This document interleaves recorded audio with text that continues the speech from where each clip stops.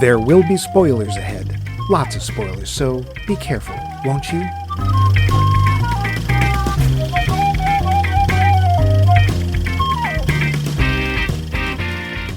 This week on Max Mike Movies, we're taking a look at another director's baby steps into cinema. John Cassavetes is our director, and his first film, Shadows, is our subject.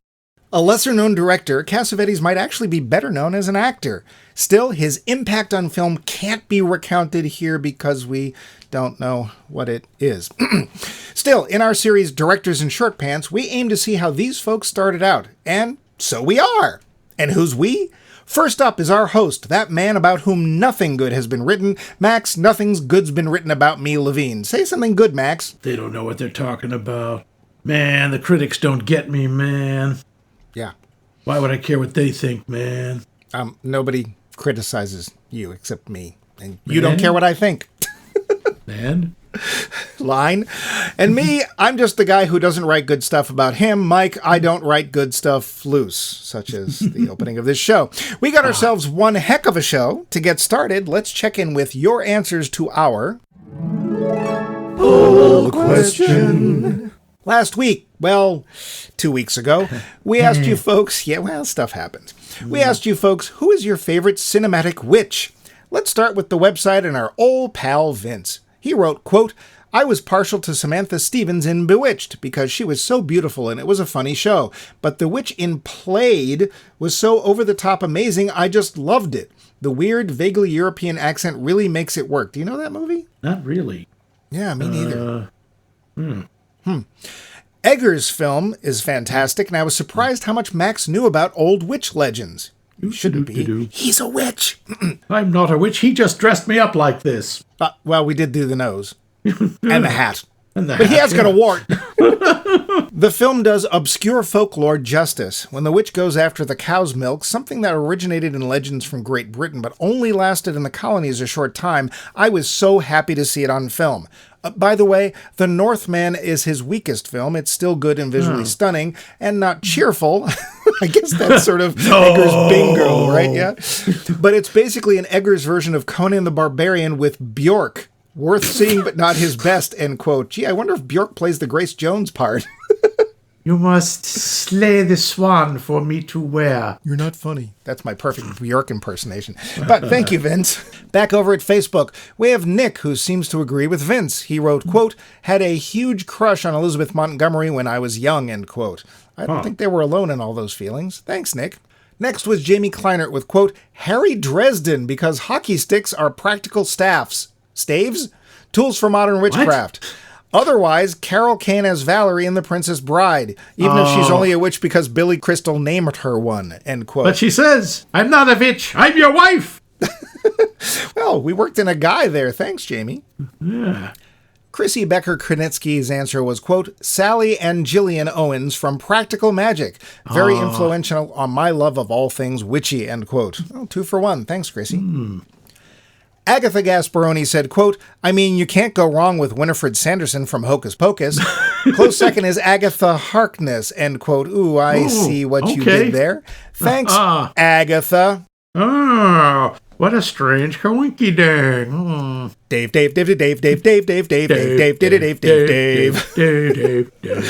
Posted, quote, oh dear, another strikeout. I asked Gemini to name 10 famous movies about witches. I had not seen any other than Wizard of Oz, which I suppose counts, and Snow White would too. Excellent witches in both stories, but as I sit here, they don't thrill me to the point of having a favorite. I expanded to warlocks, and that didn't help. I will say I had a fabulous trip to Wernigerode and enjoyed all the witchcraft-themed stuff in that small German town. So if witchcraft is what you're after, don't go to the movies. Take a trip to Germany. That's my advice. Do they have matinees? Sure. Well, for someone who didn't think he had something to add, he added quite a bit. Thanks, Dave. Tyler Stewart was next with, quote, Wanda Maximoff in the MCU. Agatha Harkness is a close second place, end quote. Well, thanks for another vote for Marvel. Agatha Harkness in the comic books is much better.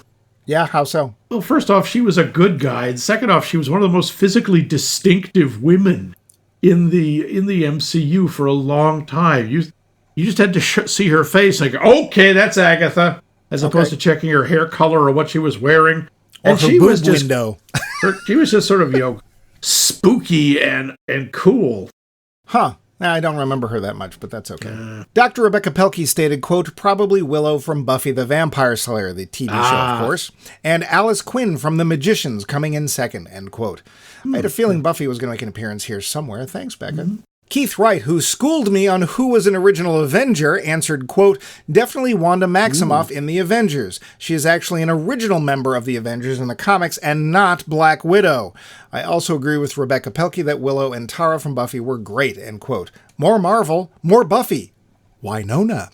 Thanks, Keith. By the way, Keith, she was not the original Avenger.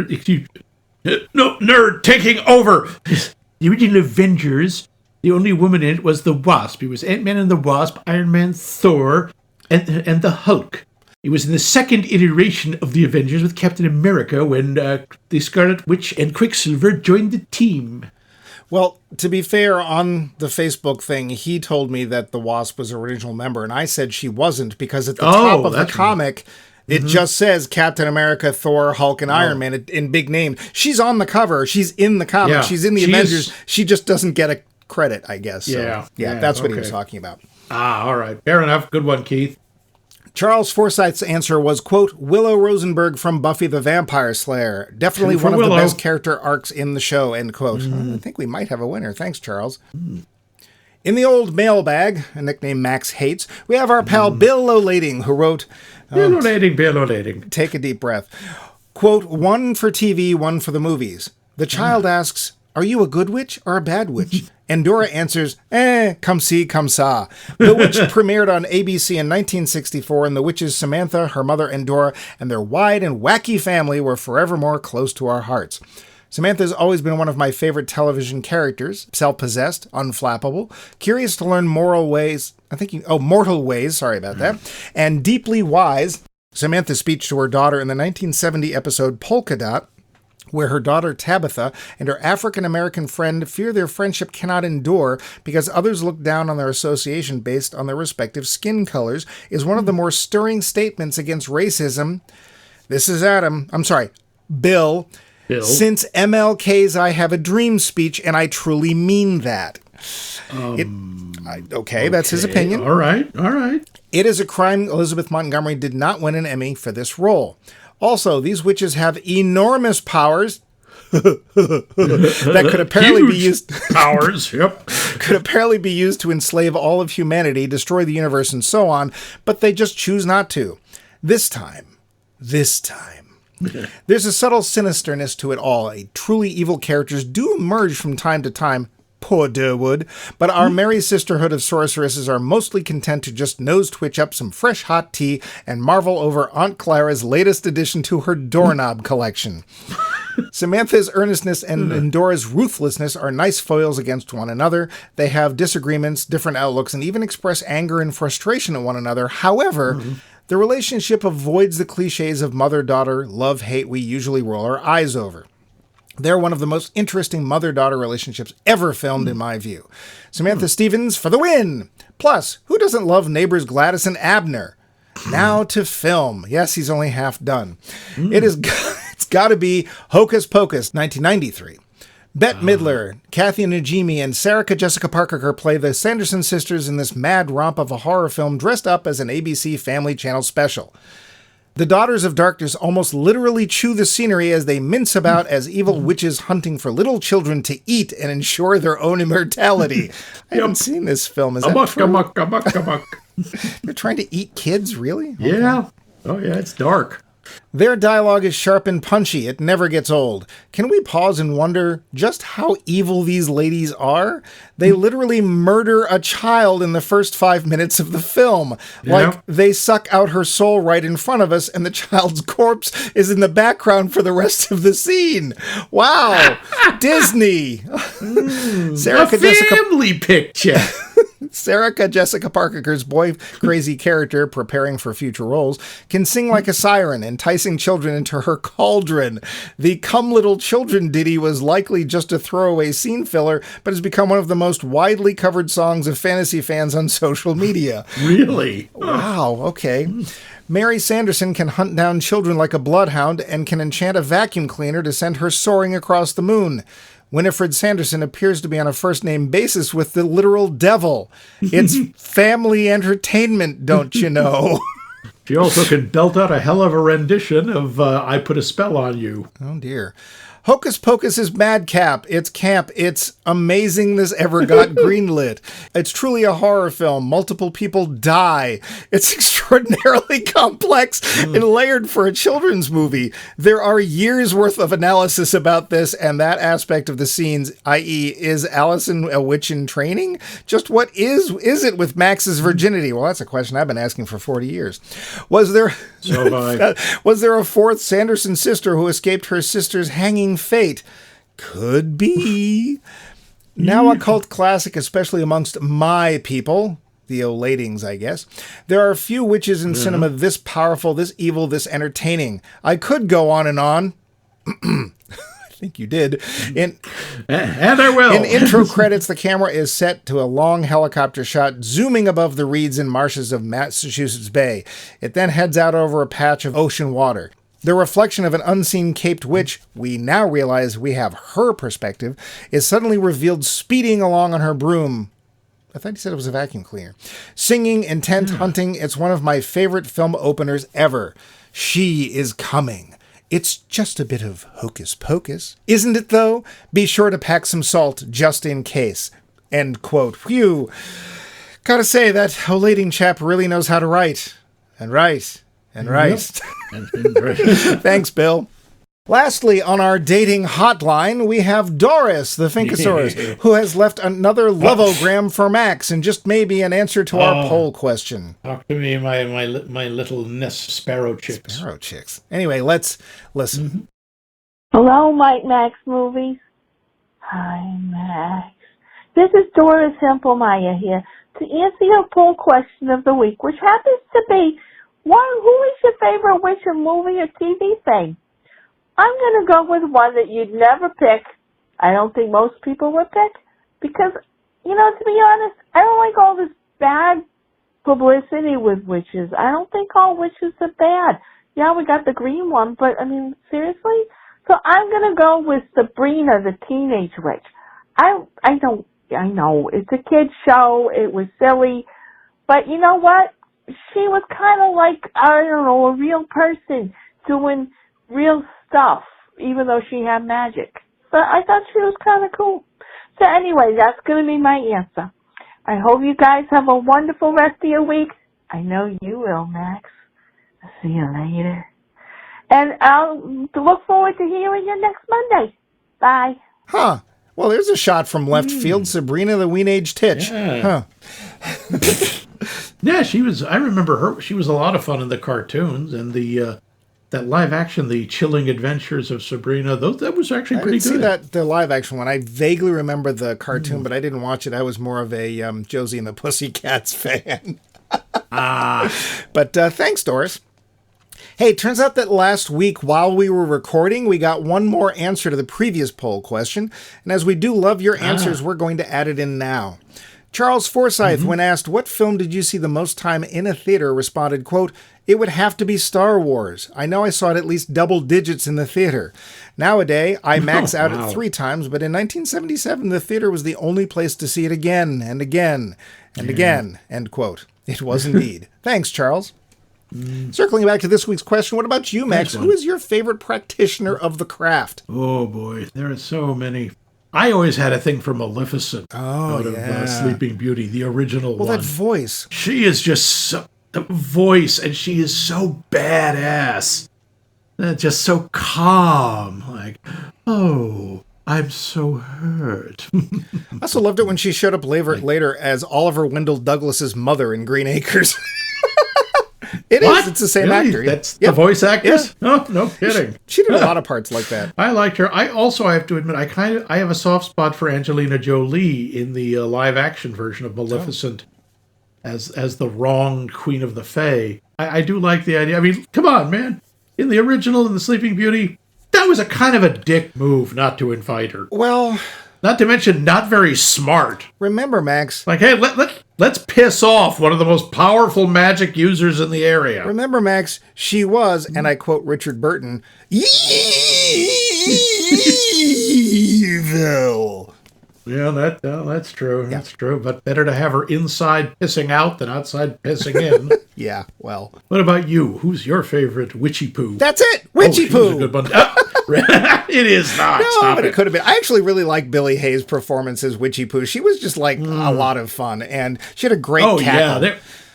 Yep, and there was not a piece of scenery left unchewed around her. Did you notice nobody picked Margaret Hamilton? I know.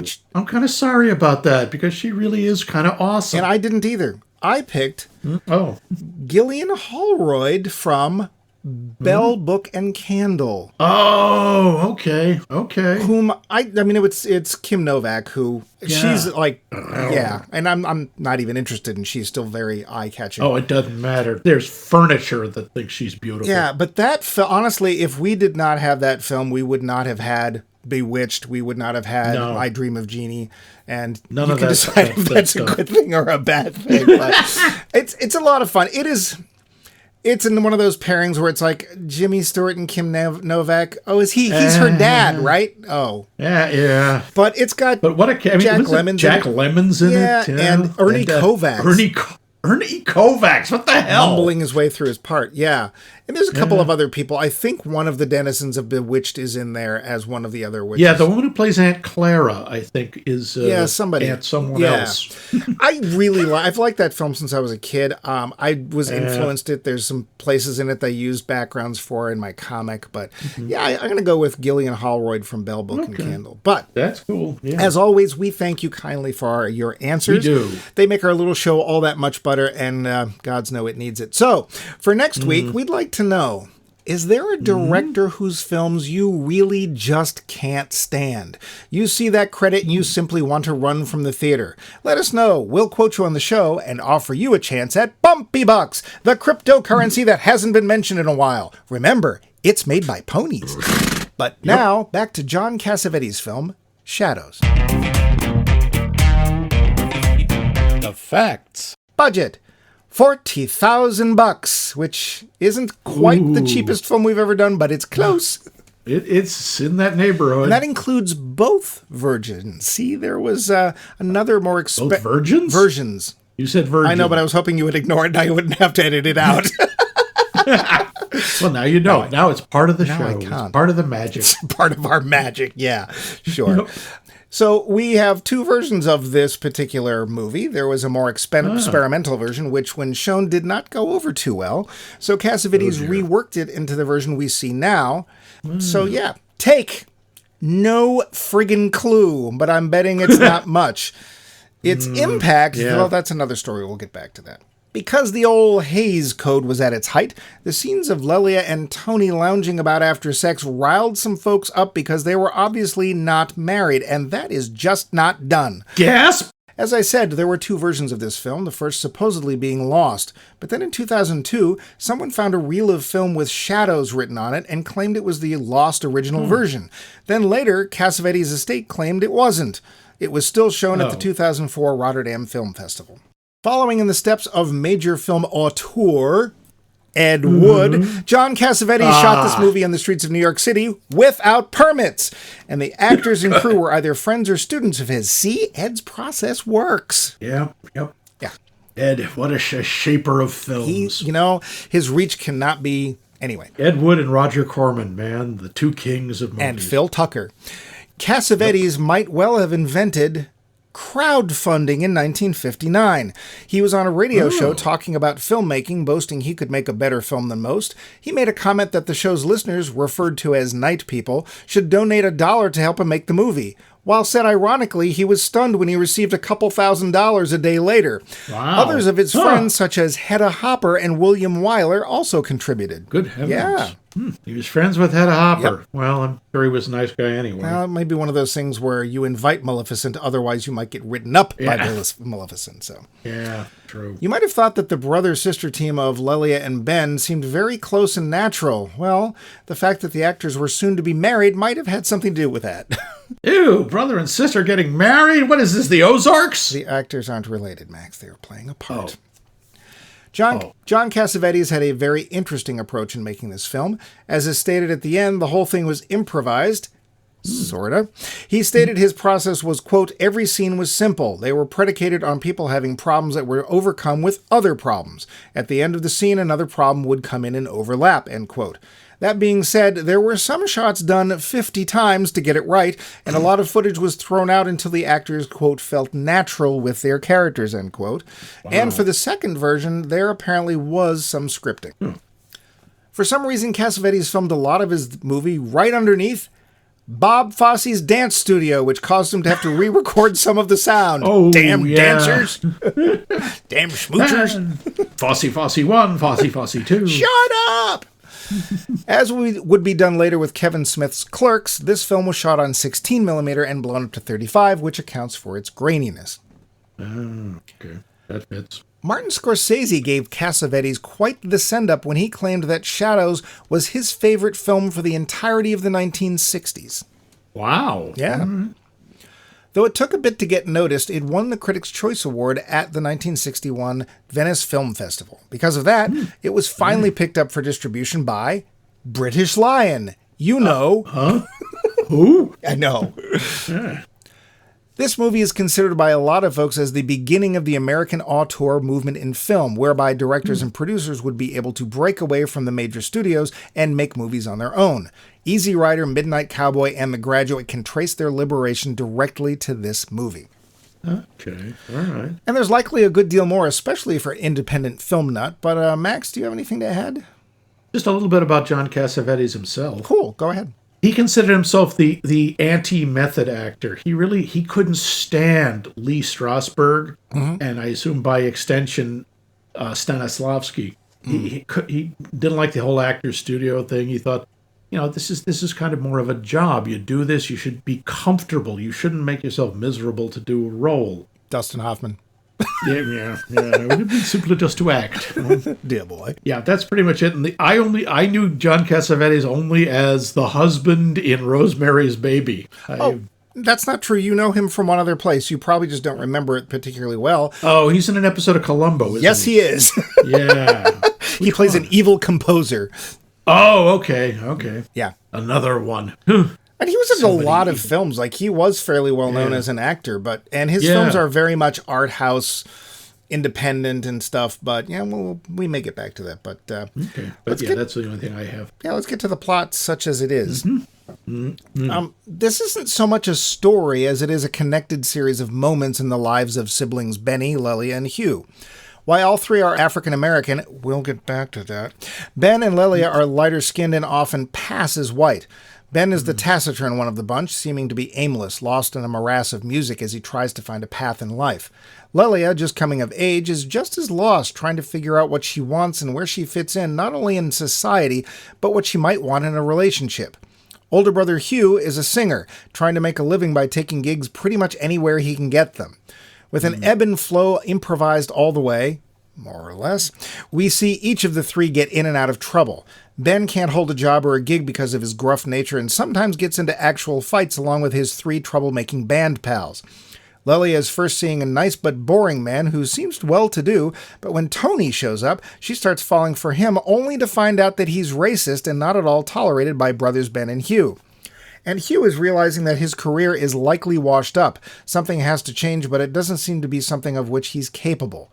All of this is going on in snazzy, jazzy 1950s New York City, Daddy-o. Yeah, man. Can these folks find a way through the weeds? Are there even weeds? Or is it all of this just life where there's no pat ending, no wrapping paper, no bow? The end? The film. So, Max, I'm going to take a wild guess. You had never heard of this movie. I had never heard of this movie. I have never, to the best of my knowledge, I have never seen a movie directed by John Cassavetes. Me either.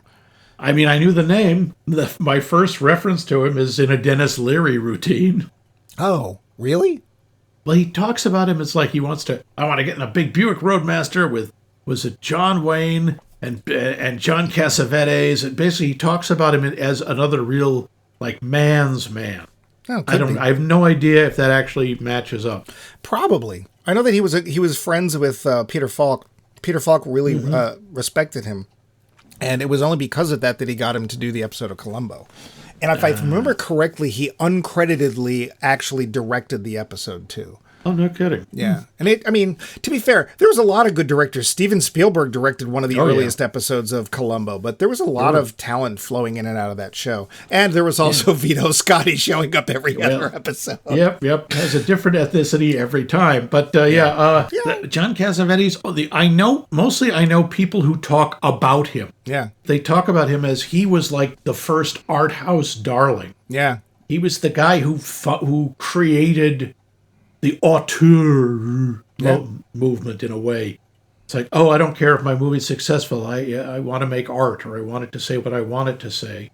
And they ended up playing in like somebody's basement in the village, or it was that kind of time, house. Right? Yeah. Yeah. It's funny because one point Ben says, I don't want to hear any more about that beat poet crap. And it's like, you realize you look exactly like a beat poster child, but yeah, and you kind of talk like one sometimes. There's a lot of beat undercurrent here. Why don't we talk about the cast? Yeah, because this is, to be fair, there was one actor I actually knew from this, and it's probably... Really? Yeah, there was somebody I knew. We'll get to him, but because he's not Ben Carruthers, who I didn't know. I think Ben Carruthers is the perfect taciturn young man with no idea what he wants to do. I thought of him more as an angry young man as opposed to taciturn. Because he's just brimming over with frustration and rage. Yeah. And it comes across really well, just the way he sits or the way he holds himself. Because, he doesn't always talk a lot. No. But, I think he does. He's really good. And I think without meaning to, he looks the part. Like when you think 1950s village New York City, that's the guy wearing his sunglasses at night and stuff. It's unironic, except that if you pointed it out to him, he would get pissed and change his clothes. Yeah. One of the problems though is that he is part black. He is 1/16. Oh. So, okay. Yeah, whatever. His sister, Lilia, played by Lilia, and you'll notice that pretty much all the actors had the same name as their real person. All of them do. For some reason, the characters are all named after the actors, at least the first names. I don't think we know anybody's last name. So now we know the actual origin of Tony Danza syndrome. It comes from here. That's it. It's John Cassavetes. Okay. But Lilia Goldoni, she is one of those people, I don't know if you've met anybody like this in your life, but she's one of those people, especially women, that guys all really want to talk to, but you also get the impression she doesn't really want anything to do with any of them. Like the character Charlie from High Fidelity, in a different way, reminds me of her. It's like she's the kind of woman, when she walks away from a relationship, she literally doesn't ever want to see you again. She'll say hi on the street, but it's like, that is over, I'm gone. But she's at that moment in her life where she doesn't quite know what she actually wants. She's trying to figure it out, the difference between what she expects of the world and what the world is. And she gives this really remarkable performance as someone who's both very strong but also very uncertain and kind of brittle. Yeah. We'll get to this again, but when she and Tony do the devil's tango afterwards. Did they really call it that in the 50s? I don't think they did. I think they said boink. They said boink. I'm pretty sure it's boink. They did not say boink. Hey, Lilia, let's boink, man. I'm so Nope, Devil's Tango. Don't dispute me. Okay. But one of her problems is she had a certain expectation, and this didn't meet it. Well, we get the impression, because of something that she says, is that she didn't know that her first time was going to hurt.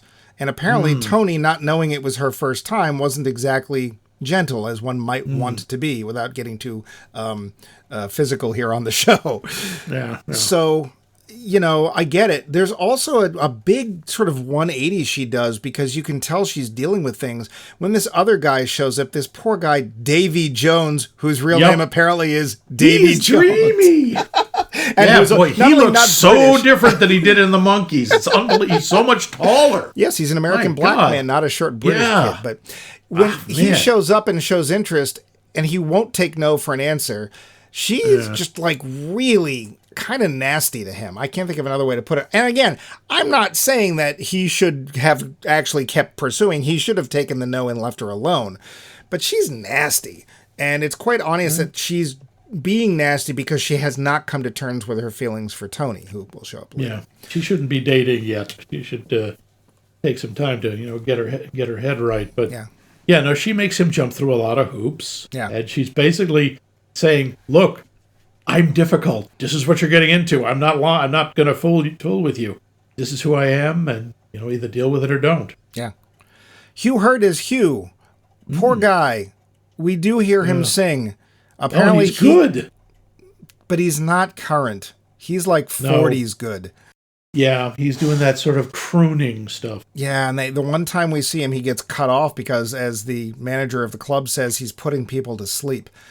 He also, you can tell, and this is all just from the way these three characters work together, the parents are long gone. Something happened. He's the older brother. He's been taking care of his younger brother and sister. He's the breadwinner.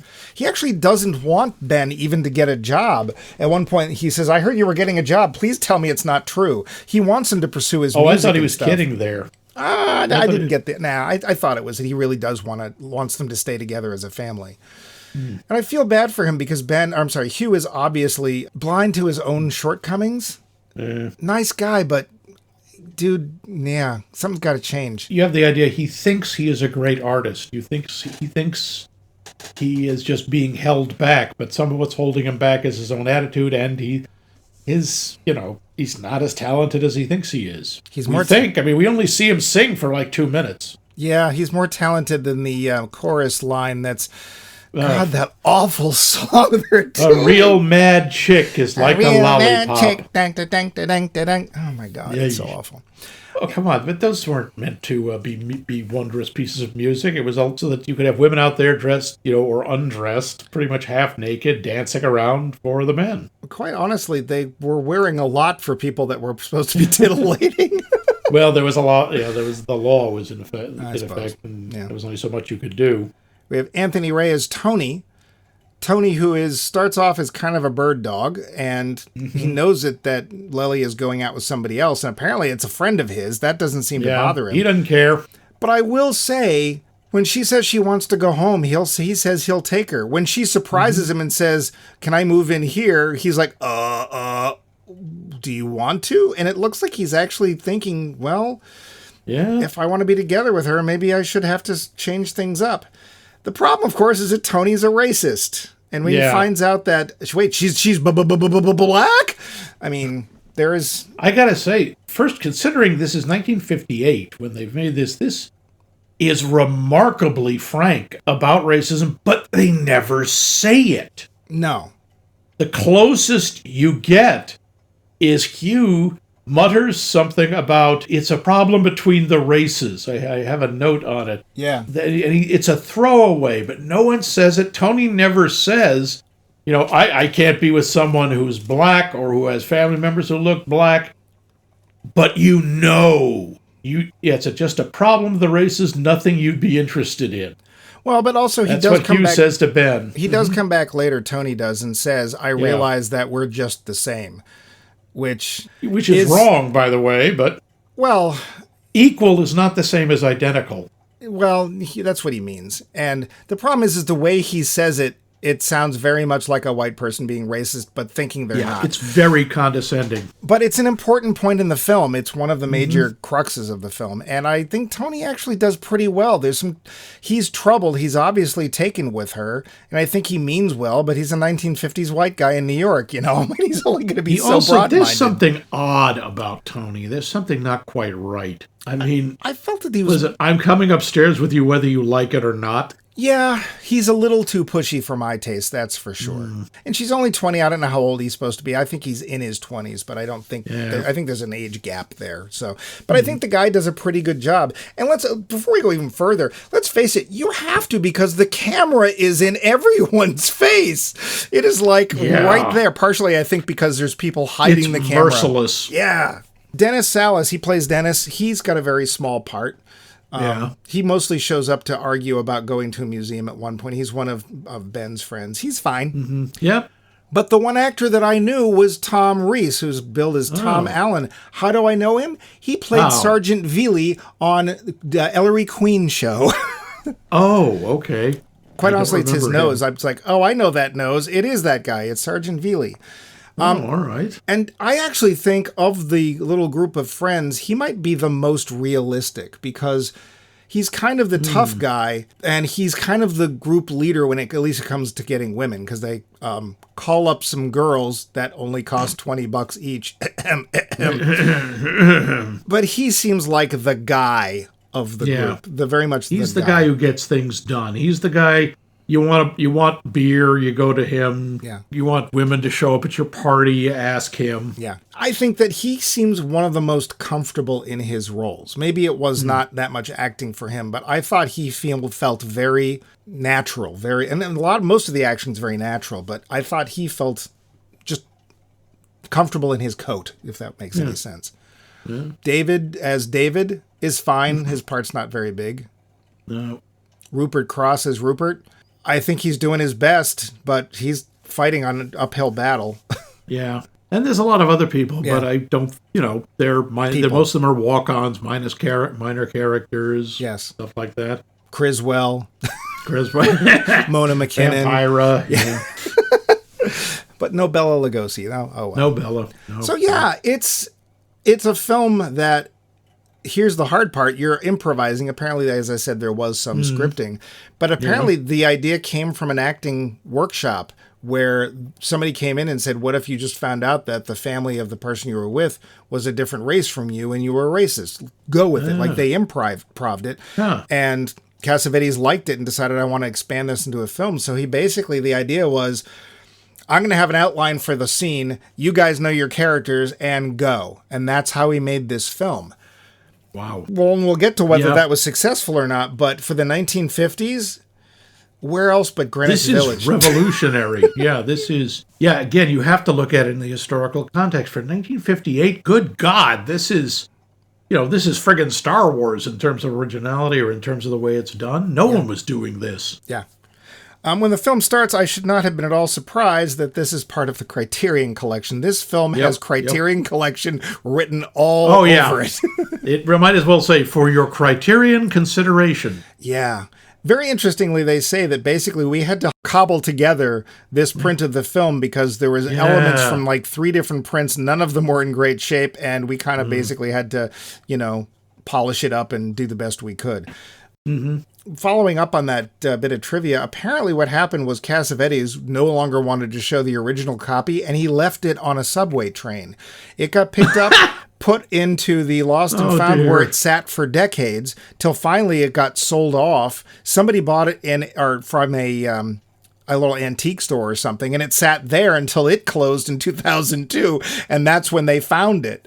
Wow. So...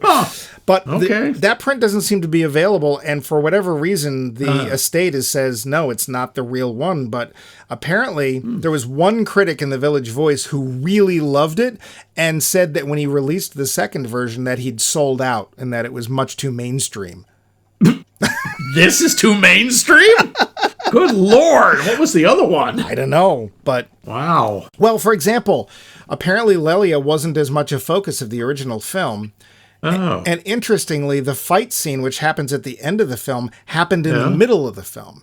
Which have you noticed there's actually a screw up there? How? That we see the injuries from the fight at the end of the film, some point in the middle of the film. They're sitting around the table playing cards. Yeah, that's right. And Tom has his hand bandaged, and they're bruised in one shot. Then they change, and the bandage is gone, and the bruises are gone. But there's also a scene where Ben is holding an ice pack to his face. Yes, yes. So yeah, I didn't make that connection until just now. I just assumed that he had the ice pack up because he had a hangover, and Tom just seems like one of the kind of guys who probably just gets in fights because he does. So I didn't think twice about it. But you got a point. Well, here's the interesting part about that. So at the end of that little scene where they're talking about the fight, after the fight at the end of the film, Ben says, I hate to put it this way. I don't want to say I learned a lesson, but I learned a lesson. And interestingly, Tom goes wandering off, as he probably always does. And then his friend Dennis says, I'm going to go get a pack of cigarettes. I'll be right back. But Ben leaves. And the end of the film is him walking off down into New York, somehow not getting hit by a car. Because Ben just likes to cross streets wherever he wants to. Yep. And he's got that New Yorker's ability. And the impression you might get from that is he's about to change the way that he's living his life. In the other version of the film, he says that I learned a lesson, but then for the rest of the film, he's just Ben doing what he always does, which gives you the impression that he didn't learn a lesson. So, big change there. So, yeah. Oh. We have a name that sadly got mostly cut from this film, and that's Charles Mingus. Apparently, Charles Mingus wrote a bunch of music for this film. He wrote it for this film? Yeah, and apparently it got cut. And between the first and second versions, because of the way it was being used, it would show up later on one of his albums. But yeah, because dear gods, how could this film be any more late 50s New York than it's taking place mostly in the Village? It's got beat-looking people in it. It's got Charles Mingus music. It's got jazz music all over the place. Yeah, you got Benny is badly telling a story about Charlie Parker. Yeah, very badly.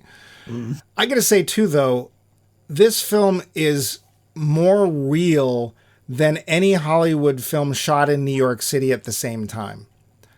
I would say so. To me, this was just eye candy. I'm sitting there going, God, nothing is set up, nothing is polished, nothing is boxed off or anything. This is just New York of 1958. Yep, somebody walking around with a camera in New York at that time. And, it's also done very, very street level. There aren't a lot of shots of skyscrapers or the scale of the city. It's all the guys walking around.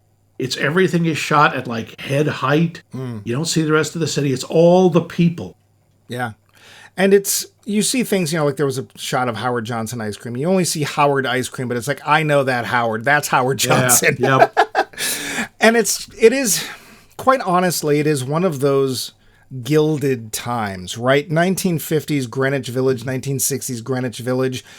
It can't exist anymore because Greenwich Village is far too expensive to live in. Yeah, no one can afford to live there. But this is when, these big artists, so, we're at the height of abstract expressionism. So Pollock's around there somewhere. If he'd staggered into shot at some point, it wouldn't have surprised me, although I know he was living in Long Island at that point. Oh, no, 58, he was dead. He died in 55. Yep, you got Lenny Bruce is showing up in the coffee houses. Yeah, as nobody. Nobody. This little guy with a big nose wandering around mumbling. Yeah.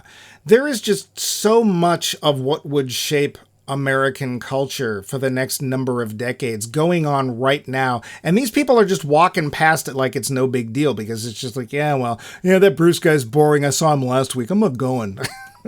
or something. Yeah. And this guy Woody Guthrie's playing. I guess we could go listen to him. Yeah, folk music like that's ever going to be a thing. And quite honestly, jazz. There is sumptuous, velvety jazz going on all everywhere. over the place. When I found out Bob Fosse's rehearsing upstairs, it's like, that annoying guy and his stupid dancers. Just going to change American dance forever. Whatever. Up yours. Yep. It is fun. You have people yelling outside, damn it, Miles Davis, tone it down. It's too loud. Yeah, Charlie Parker, that jerk. He wouldn't come to my party. Yeah, he still owes me 80 cents for that beer. Oh, people talk about, if I had a time machine, I'd go back and look at the pyramids and go back. I'd go back to that, honestly. Just to go to those nightclubs that were nightclubs where you had to wear a suit and tie just to see somebody amazing that, you had to pay $5 for dinner. Like, that's it. That was your big dinner. $5? That's fancy. Well, that's for two people. Oh, that's true. So it is a romantic thing. I'm sure there were also, well, racism obviously is a problem, or Cassavetes, who is white, wouldn't make a film about it, right? Mm. So, yeah, racism, economic discrepancy, a whole lot. There was a grungy side to it also. And hell, even they talk about it. Hugh was saying to Lilia, you shouldn't walk the streets at night. It's too dangerous. And he was right. And he is absolutely right. She gets practically assaulted. You know who saved her? No, I know it looked like one of the Jazz Boys. I wasn't sure. No, it was John Cassavetes. Oh, it was Jazz. Oh, that was him. Okay. Yeah. Hey, you better run. I'll write you out of this movie. It is, yeah. There's also just a couple of things in there. Like, Tom has this speech about college, and he says, basically, college is teachers trying to teach me something at which they've already failed. And I was like, ow! That hurts, but I'm not saying it's always true, but in some cases it is kind of true. And it's like, that's, I don't know. I just thought that was a really interesting little zinger in there. Did you notice that line? I did notice. That was really strange. That whole sequence in the sculpture garden, I didn't really understand. I think it's because you're in New York City and you're surrounded by culture, and they're just trying their best not to be impressed. Yeah, it's true. The only times they look impressed is when the other two aren't looking. Yeah. And one of them will just be staring at a statue like, wow. And I don't know, for me, I could tell Ben... Look at this statue's a naked woman. To be fair, I think that's as far as Tom's ever going to go. Would you marry someone with a can like that? I got the impression that Ben, though, was like that group member that's embarrassed that he does kind of get it, and he wants to get more of it, and he's just embarrassed. He doesn't want to say anything in front of his friends. Yeah, because they'll make fun of him. And Dennis obviously doesn't care, but he is like, I don't think he quite gets it, but he wants to come off as smarter than he is. You also get I got the impression by the end of this film, those guys are probably about to split up. They're going to go their own separate ways. Probably. I got the feeling Dennis is the one in the group who's just glad to be part of the group because no one else would take him in. You mean last calls for softball, that kind of thing? Yeah, pretty much. Yeah. How do you think about the way the film was shot? Because this is done in the hand. Yeah, it's very handheld. It's very lightweight. Again, for the time, it's revolutionary. I keep using that word, but it fits. I like it in that it makes it very intimate. It's very much about the characters. It's about what's happening to them. The city is a background character, sure, but it's background. Right. Yeah, this is very much in your face. You get the idea of how small the apartment is, despite the fact it seems to have multiple. I can't tell if it's multiple rooms or if it's all one room and they've sort of put up bookshelves or whatever as to create dividers. You never really know how big their apartment is. Well, you figure that there's probably 3 separate bedrooms. I would hope. Because we see Hugh has his and Lelia has hers, and I can't imagine anybody would put up with Ben. And I'm assuming there's one bathroom, though, that they seem to fight over. Although the door to the apartment is, shall we say, short. Yeah, and it's down a step. So again, very much of the time, this was, in the village where they were taking these old tenements or old warehouses and going, okay, we got to have people live in this crap. Put a door there and we'll shove a bathroom in there. And probably at this point in time, $10,000 a month. yeah, at least. Yeah. So you weren't put off by the intimacy of the camera or the handheld camera work, which in some cases can get a little jarring and nauseating. But I have I'm very sensitive to that. Blair Witch, Cloverfield, those. But this, because the camera doesn't move all that much once it's in place, it'll slowly move around the room or move you to different conversations. But somehow it didn't felt jolting or jarring. Yeah. Yeah. I don't know how that's true. I think it works. I've used those cameras, those 16 millimeter cameras. They're heavy. They are solid metal. There is no plastic on those Bell and Howells, those things. So some of them had shoulder mounts for stability, and they probably used a tripod here and there. Or even just a monopod, a stick down that you just rested on the floor. But you had to be able to grab it quick because if the cops were coming, you had to run. That's right. So, I didn't see anything of where there actually were like, because Ed Wood did get chased a few times. Although, to be fair, probably more films are done that way in LA than they are in New York, but still. Yeah. Yeah. I figured in New York, the cops are going, oh, God, it's another one of those bunches from NYU Film School. Just ignore them. They'll be gone in a few years. Then we'll get hippies. What did you think about the pacing? Because this is a kind of made up, not on the spot sort of kind of film. It felt very much like a freshman effort to me. Okay. There are scenes that just stop. Yeah. Just suddenly not fade to black, but just bling, next scene. That was a little jarring. This really did feel like, okay, John, you haven't done this before, have you, buddy? Yeah. This is a little new to you. It's awkward sometimes. I found it kind of dragged here and there. But for the most part, it sets up a kind of leisurely pace. And once you get into the rhythm of it, it does carry you along. It's uneven. And again, clearly because the guy's new at this. What about you? What did you think of the pacing? Well, here's the thing. I didn't know what to expect because I literally knew nothing about this film going in. And it is very art housey. I mean, this film was made 3 years after the Brattle opened. And I guarantee that as soon as they could get a copy, they showed it there. Oh, God, they must have. Yep. Which is interesting because, of course, the company that owns the Brattle is Janus Films, the people who are behind Criterion Collection. So, yep. And this is the kind of film that usually, because it's arty and it's trying to be different and it's trying to portray the inner blah, blah, blah. It's not that kind of poetry, right? And this may be why the guy in the Village Voice says that he thought that Cassavetes sold out. But I think it is a lot more followable than a lot of the French or Italian New Wave movies of the same era. And I'm sure he was influenced by, Godard and all those people.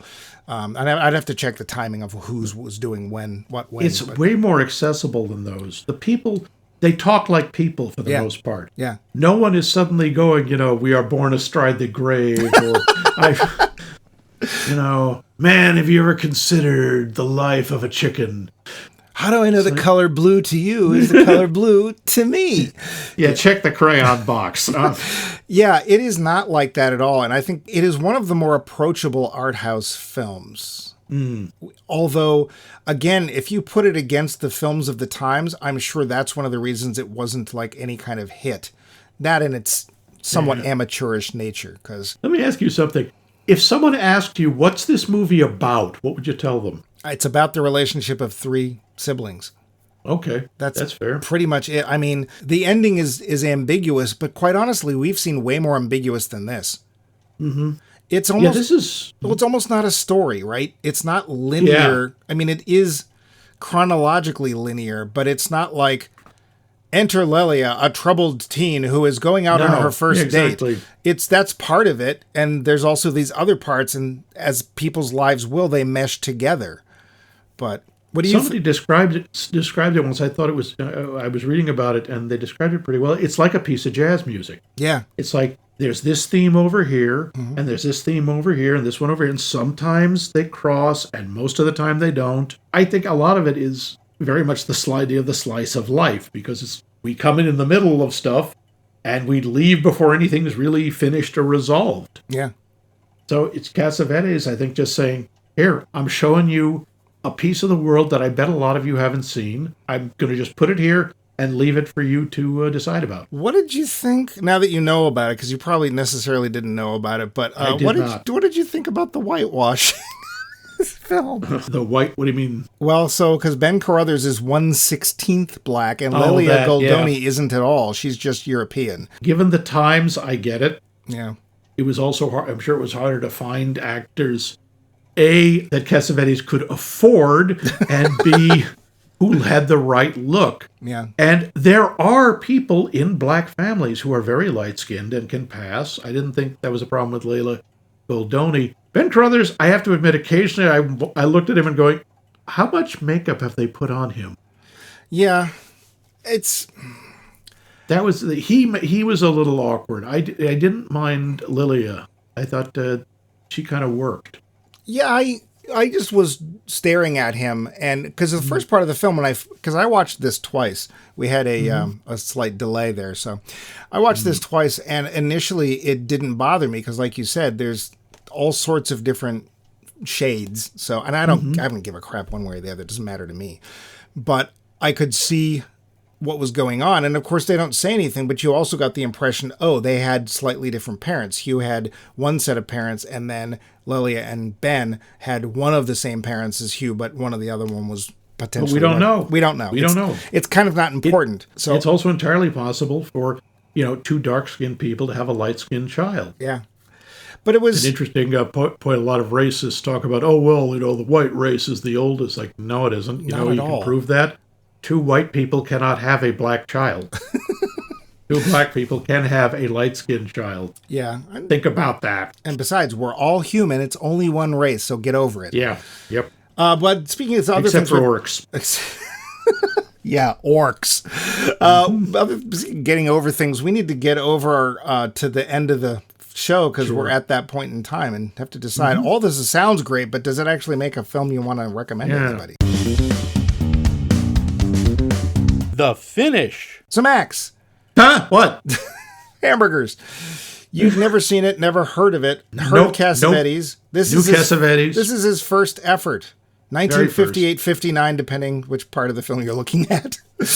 What did you think? I think it's really interesting, and if you're a student of film, if you're interested in it, you should watch it. I don't know if I'd say it's fun to watch. It's certainly not fun, but it stays with you. I think it's memorable. I think it's a fascinating look both at the way someone was dealing with an incredibly difficult subject, which was racism, in a time when you didn't talk about it. And that's the era he's coming out of. Cassavetes would have grown up with very heavily institutionalized and ignored racism. I mean, nowadays we go, oh, well, sure, he's just talking about racism. Everybody talks about racism. Yeah, bite me. This is 1958. I think historically this is a really interesting film, especially because you can look at this and go, oh, my God. I was watching this going, I bet the guy who did Diner watched this. He made it more lighthearted, but the guys hanging around the restaurant. Yeah, I hadn't thought about that. Yeah. You can see a whole lot of other movies and a whole lot of other directors. You just know they saw this movie. They were affected by, or if not the movie itself, they were affected by Cassavetes. If you want a lighthearted romp, it's not. But if you want a picture of late 1950s Greenwich Village or New York in general, yeah, I would recommend this. I think this is a really interesting movie. It's also not very long. It's like an hour and 20 minutes. Yeah. What about you? What did you think? How did it hit you? I found it really interesting. I was afraid it was going to get too weird or too artsy or too fluff or whatever, and it never does. And I didn't know exactly where it was going. And I was interested in the characters, and I like the fact that nobody is perfect. Everyone's got their own problems. One of my notes was, what is up with Benny? Like, what is his thing? We never find out. He's really angry about something, but we don't know what it is. Or lost about something. Like, there's something that he's not dealing with, and he has this great inner turmoil, and you watch his face. The expressions changes. He's like Mercury. Like, he's smiling, and then suddenly he's just, like, lost in himself. And I've known people like that. Your angry young man thing, like you said, that's a perfect description of him. And Lelia, too, again, the character, that person in your life you've met. We knew somebody like that in our D&D group. There was this one woman. Everybody was sniffing around for this one person because she was smart, interesting, and attractive, and she wasn't having any of it. Nope. And so Lelia reminded me of her. And then you've got Hugh, who's trying to be as good a parent as he can because he's the older brother. And, he's kind of lost in his own little fantasy land in a way because he's not making it anymore. I ended up watching it twice, and I actually found it a little more interesting the second time, partially because I was aware of the weirdness in storytelling, and I could sit there and pay attention to other details. I think it's terrific. Again, for $40,000, filmed from your hand in New York City. And again, New York City unpolished of the 1950s, that place that we all, fantasize about, but now we're just seeing it for what it was. And I'd still go there. It was, unintentionally one of the characters of the film. And you also can sit there and go, yeah, today I could shoot this on my phone. Yeah. But Richard Linklater, that first film of his, if he hasn't seen this film, I'd be amazed. Yeah. Because there's a lot of parallels. His is a lot more planned out and polished because, of course, he's also trying to depict specific elapsing of time, right? Because it's all one night in wherever he was. But yeah, I like this film. I think it's really interesting, and it probably will make me watch or seek out other Cassavetes films. Yeah. So, yeah, good for you, John. I'd go with that. Yeah. But what else is good is our poll question. Tell us what it is. Tell us twice. Next week, we would like to know, is there a director whose films you really just can't stand? You see that credit, and you're like, can't stand him. Can't stand him. And you just see that credit, and you're like, I'm out of here. Goodbye. See you. I'm leaving. And to tell us who you don't like to see on screen, you can email us directly at us@maxmikemovies.com. Love to hear your comments, ideas. We actually just got another idea for perhaps a short series, which we might pursue. Mm-hmm. You can also go to our website, maxmikemovies.com, where all of our episodes are there. Leave comments, talk to Vince, Cheeseboy, whatever. You can answer the poll question. Again, ideas for movies, series. You can find us on social media. Currently, we are on Mastodon, Bluesky, and Facebook. Again, Max Mike Movies. Lastly, if there is a podcast app, we're there. You found us. I don't know why we even bother going over this part, but whatever. Yeah, you're listening now. But if you want to talk to us in person, Kind of. you can leave us a voicemail message at 617-398-7266. That number again, 617-398-7266. Bid often and bid high. Oops, sorry about that. Ask for Jenny. So next week, Max, are we continuing with our directors in short pants? Yes, we are. We're going to talk about the first efforts of... Anyway, we're going to talk about the first movie... What the hell is that? Oh, God! Mike, there's a shark in the booth with me! No! Is it a Jurassic shark? It could be a Jurassic shark, maybe even a ghost shark, but no. We have to interrupt this series for one last time. Yep. Summer blockbusters, some or not. Because this is the 50th anniversary of the first movie that is generally considered the first summer blockbuster. Ooh. Yes. And it involves an effing shark. Yes, it does. I mean, it does take place more or less in Massachusetts, sort of, kind of. It's went real wicked hard. good. Yep. It wasn't his first, but it was one of the earliest films by this guy, Steven Sandberg. I don't remember. I don't think he really went on to do much. Not much, no. It's the 50th anniversary of Jaws, and we are going to see it and talk about it. And I will not go in the ocean for at least a year afterwards. Don't go back to the beach. Do go back to the theater, and do come back next week and join us for Jaws. Dun-dun, dun-dun. Dun-dun, dun-dun, dun-dun, dun-dun, dun-dun.